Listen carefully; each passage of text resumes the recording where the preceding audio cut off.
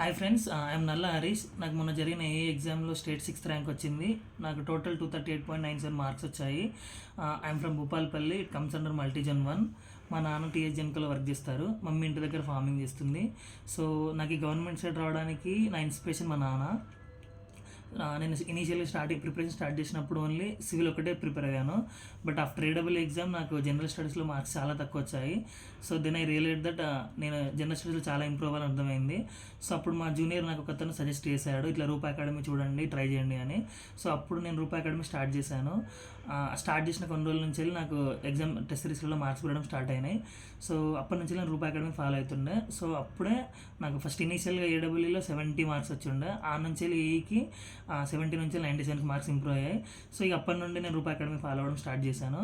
తర్వాత అన్ని ఎగ్జామ్స్కి ఇప్పుడు even general studies, total general studies topics ఇంకా కరెంట్ అఫైర్స్ కూడా రూపా అకాడమీ ఫాలో అయ్యాను. ఇప్పుడు నాకు ఏ ఎగ్జామ్లో దానివల్ల 115 మార్క్స్ వచ్చాయి without normalization. So one thing I like from Rupa Academy is మనకున్న లిమిటెడ్ టైంలో ఎక్కువ ఎఫిషియెంట్ ఇన్ఫర్మేషన్ ఇవ్వడంలో రూపా అకాడమీ చాలా సక్సెస్ అయింది. నేనే కాదు, చాలామంది రూపా అకాడమీ ఫాలో అయ్యి చాలా గట్టి మార్క్స్ తెచ్చుకొని ఏఈడబ్ల్యూ అయ్యారు.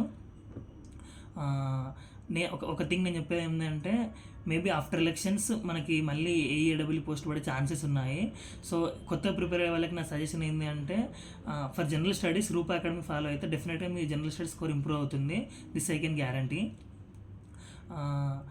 Thank you Rupa Academy to get this to improve my score, and thank you Veerababu sir.